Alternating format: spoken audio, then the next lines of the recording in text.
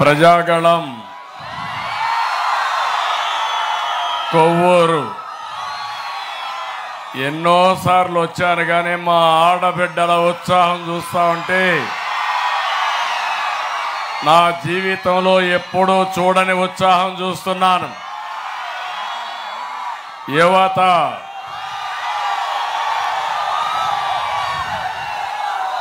మిమ్మల్ని చూసినప్పుడు నాకే అనిపిస్తుంది, ఏమాత్రం అనుమానం లేదు, గెలుపు మనదే. ఈరోజు జగన్మోహన్ రెడ్డి మీటింగులకి 1500 బస్సులు పెట్టి అద్దె మనుషులు తీసుకొస్తే మీటింగ్ ప్రారంభం కాకమునిపే పారిపోతున్నారు. ఇక్కడ మీ ఉత్సాహం చూస్తా ఉంటే ఎప్పుడెప్పుడు 13 మే వస్తుందా 2 బటన్లు నొక్కి వైఎస్ఆర్ కాంగ్రెస్ పార్టీని బంగాళాఖాతంలో కలిపేయడానికి సిద్ధంగా ఉన్నారు. తెలుగుదేశం పార్టీ అడ్డా మన కొవ్వూరు. కొవ్వూరులో మళ్ళీ నాటి ఊపు కనపడుస్తా ఉంది, ఆ కసిమిలో కనపడుస్తా ఉంది. తెలుగుదేశం పార్టీని గెలిపించాలని గట్టి సంకల్పం. మిమ్మల్ని చూస్తే నాకు అర్థం అవుతా ఉంది. దారిలో వస్తా ఉంటే చూశాను మా ఆడబిడ్డల అభిమానం, చిన్నారి పిల్లల యొక్క ఉత్సాహం చూశాను. ఇప్పుడే ఆ పాపను చూడండి, తెలుగుదేశం పార్టీ కండువా మెడలో వేసుకుని తల్లి భుజాలపైన ఎక్కి, చంద్రన్న మా భవిష్యత్తు మీదేని, నా పిల్లల భవిష్యత్తు కోసం తల్లిదండ్రులు ఉత్సాహంగా వచ్చే పరిస్థితి వచ్చారు. రాజకీయ గాలి వీస్తా ఉంది, మారుతా ఉందా లేదా? జనంలో ట్రెండ్ మారింది. జగన్ బెండు తీయడం ఖాయం, నిర్ణయం అయిపోయింది. అవునా కాదా? ఒక్క విషయం మీరు గుర్తుపెట్టుకోవాలి, మనిషికి అహంకారం పనికిరాదు. జగన్మోహన్ రెడ్డి అహంకారంతో విధ్వంస పాలకుడుగా రాష్ట్రాన్ని సర్వనాశనం చేశాడు. మీ భవిష్యత్తును అంధకారం చేశాడు. మీ పిల్లల భవిష్యత్తు ప్రశ్నార్థకం చేశారు.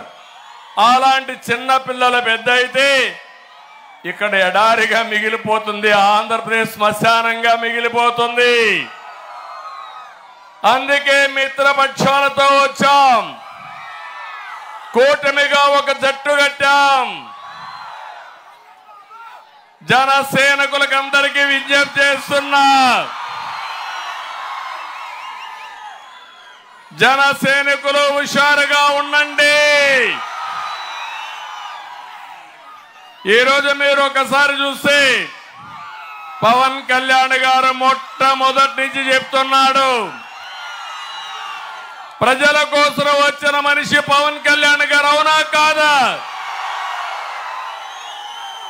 రాష్ట్రం నాశనం అయిపోతా ఉంది, ప్రభుత్వ వ్యతిరేక ఓటు చీలకూడదు, రాష్ట్రాన్ని కాపాడుకోవాలని మొట్టమొదట ముందుకు వచ్చిన వ్యక్తి పవన్ కళ్యాణ్ గారు అని చెప్పి నేను మీకు తెలియజేస్తున్నా. కొవ్వూరు సభ ద్వారా మనస్ఫూర్తిగా అభినందనలు తెలియజేసుకుంటున్నాను. ఇంకొక పక్క బీజేపీ, ఈరోజు మీరు గుర్తుపెట్టుకోవాలి, కేంద్రంలో బీజేపీ ఉందా లేదా అని మిమ్మల్ని అడుగుతున్నా.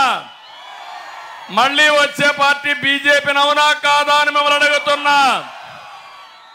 అందుకే ఈ రాష్ట్రాన్ని కాపాడుకోవడానికి, ప్రజల్ని గెలిపించడానికి, మీకు న్యాయం చేయడానికి బీజేపీ, తెలుగుదేశం, జనసేన ఒక జట్టుగా ఇక్కడికి వచ్చాం. ఆశీర్వదించమని మిమ్మల్ని కోరుతున్నా. ఆశీర్వదిస్తామని గట్టిగా చప్పట్లు కొట్టి చెప్పండి.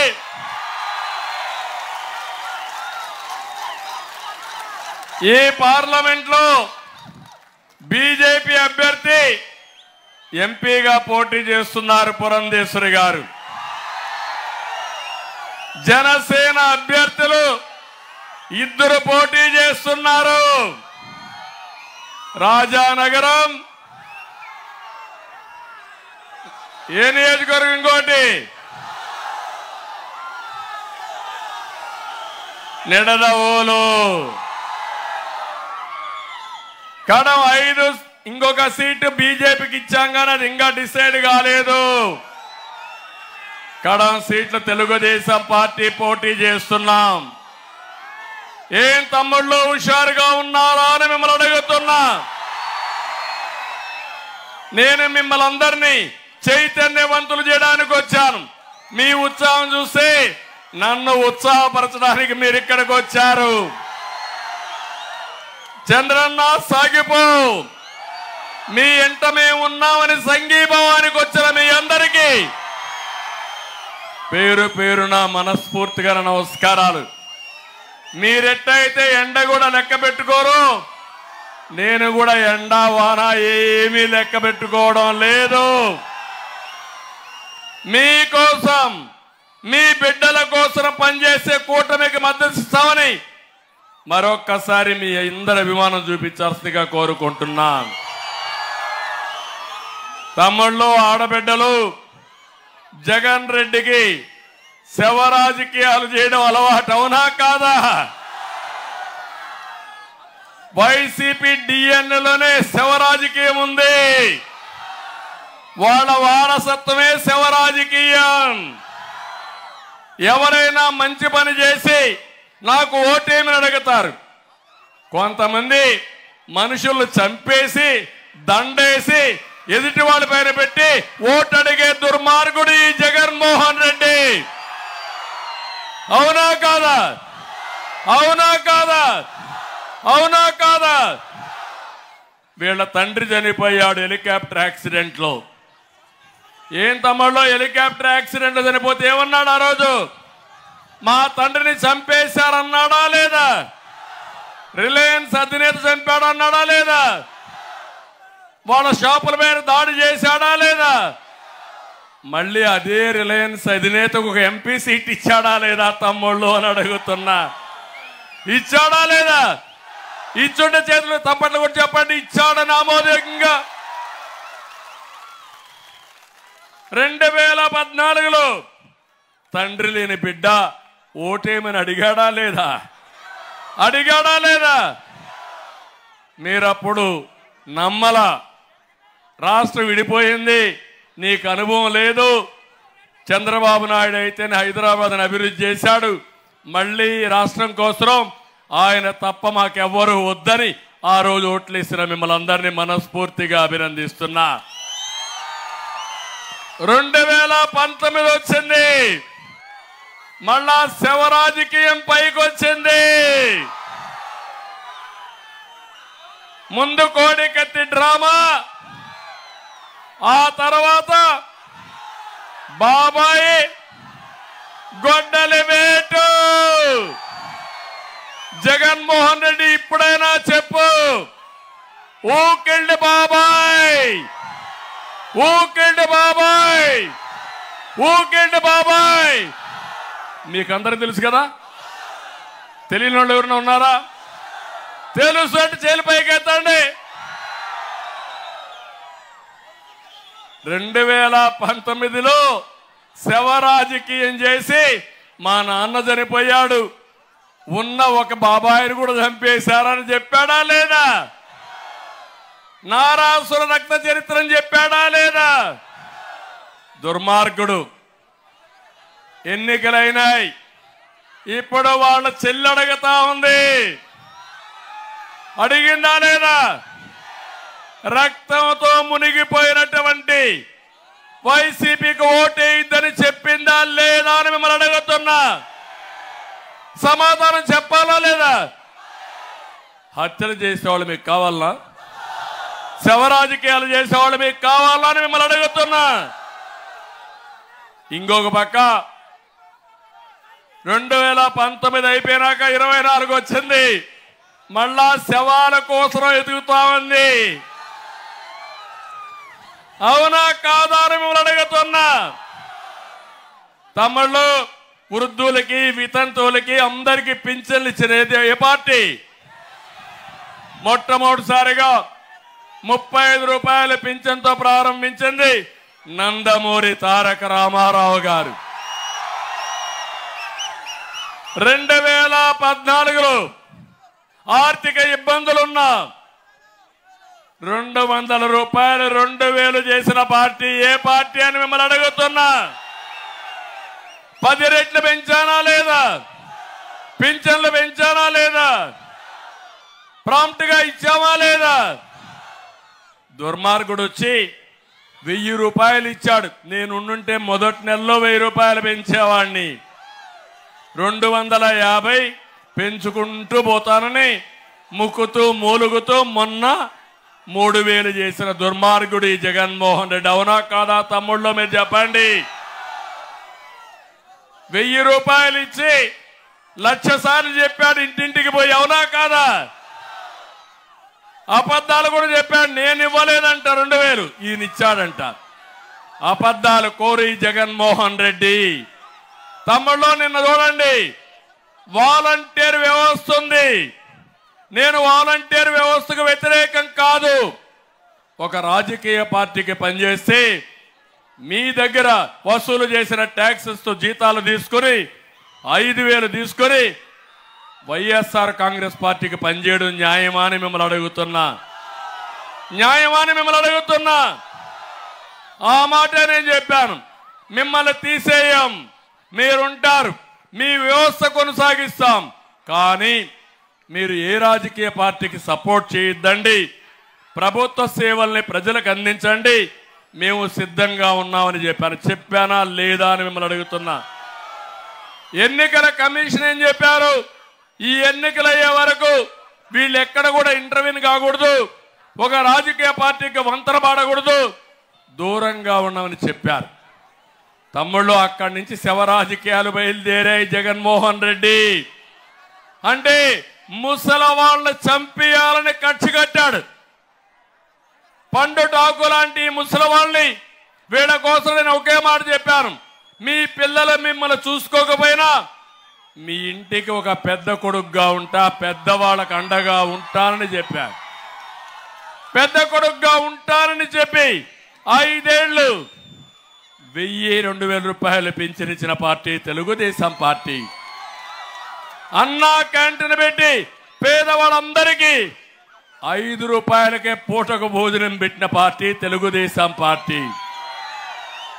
ఎవరికైనా పింఛన్ వస్తే 2000, 450 రూపాయలతో 3 పూట్ల భోజనం చేసి 1550 రూపాయలు మిగిలిడిగా చేశాను. దాంతో గౌరవం పెరిగింది మా ముసలోళ్ళకందరికీ. అవునా కాదా? అది నేను చూపించిన చొరవ. ఎవరైతే పెద్దవాళ్ళు ఉన్నారో వాళ్ళు ఈ రాష్ట్రం కోసం, కుటుంబాల కోసం కష్టపడ్డారు. చివరి రోజుల్లో కష్టపడకూడదని పెద్ద కొడుకుగా వాళ్ళని ఆదుకున్నానని చెప్పి మరొక్కసారి తెలియజేస్తున్నా. నిన్న ఒకరు చూడండి, నేను చెప్పాను చాలా స్పష్టంగా. మీకు సచివాలయం స్టాఫ్ ఉన్నారు, 1,35,000 ఉన్నారు. ఇంటింటికి పోయిస్తే 45 మందికే ఇవ్వాలా. ఒక రోజులో అయిపోతుంది. మీరు ఇప్పించమని డిమాండ్ చేశాను. దుర్మార్గమైన పాలన. వాళ్ళకి ఇవ్వకుండా సచివాలయానికి రమ్మన్నారు. సచివాలయానికి వచ్చారు, ఒకరిద్దరు చనిపోయారు. దానికి కారణం ఇది ప్రభుత్వ హత్యలు తప్ప ఇంకొకటి తమ్ముళ్ళు అని మిమ్మల్ని అడుగుతున్నా. జగన్మోహన్ రెడ్డి, నీకు పాలించడం చేత కాదు, దద్దమ్మవి నువ్వు. శవ రాజకీయాలు చేసే దుర్మార్గుడు నువ్వు.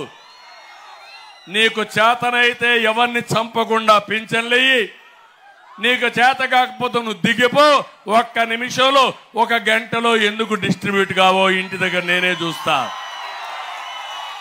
సవాలు విసురుతున్నా జగన్మోహన్ రెడ్డికి. సిద్ధమా అని మేము అతను అడుగుతున్నా. ఇంకొక పక్క తమ్ముళ్ళు, ఈరోజు మీరు ఒకసారి చూస్తే నేను ఒక మాట చెప్పిన తర్వాత భయపడిపోయారు.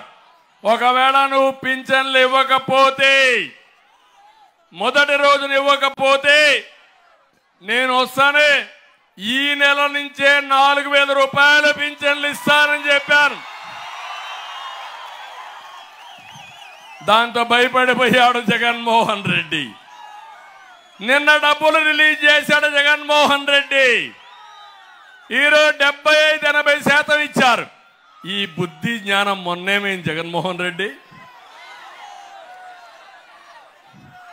అంటే.